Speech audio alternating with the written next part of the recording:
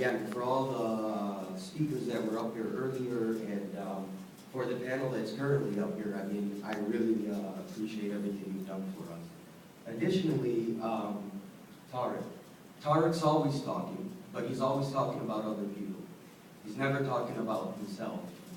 And, you know, Tarek's a good friend. Tarek, I had like, what, 1 month notice that I was going to have to run this campaign. Tarek came in there, he helped out, and he's always there for people in our community.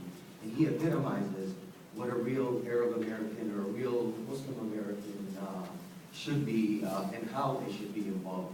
So thank you to Tarek. Additionally, before I go into my next minute and start my spiel about what I wanted to talk about with public policy, I do want to piggyback on something Ms. Al-Hassan said. I am advocating very, very aggressively for Zainab to be on the school board. But not because she's an Arab American, and not because she's a Muslim, and not because she might look different, and not because she's loud, and not because she smiles large, and not because she's only enthusiastic. Those are all good things. But it's because of the ideology she shares, the thought process she shares. The idea that we can no longer advocate for one child or one group of people and use a systematic approach to try to make a difference, it just doesn't work. And, you know, I think somebody like Zainab who cares, will spend the time in the meetings, will spend the time outside the meetings, will get to know her community, will be able to advocate for every child in that community, regardless of their race, religion, or, you know, any creed they carry. On the public policy issue, now I'll answer your question. On the public policy issue, I like to look within our own community before I go out and say, you know, this is something, you know, I think we need to work on as a nation, we need to work on as a city, we need to work on as a state, or, you know, whatever the group we're focusing on is. I want to talk about more of like the Muslim element.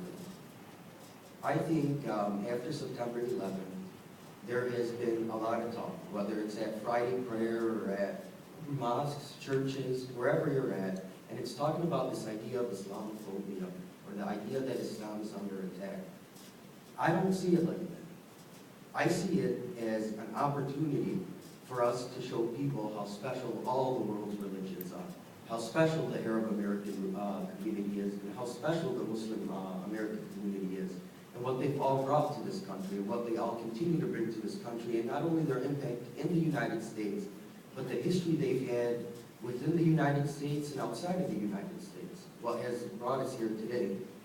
So my biggest public policy issue would be changing a little bit of our talking points from within our community. That this is not a time of us being under attack, but a time where we really have attention on us, the spotlight's on us.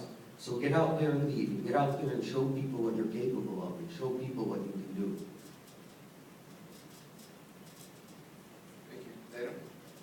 Well, it really is not the best advantage to be sitting at the end after you hear everyone else.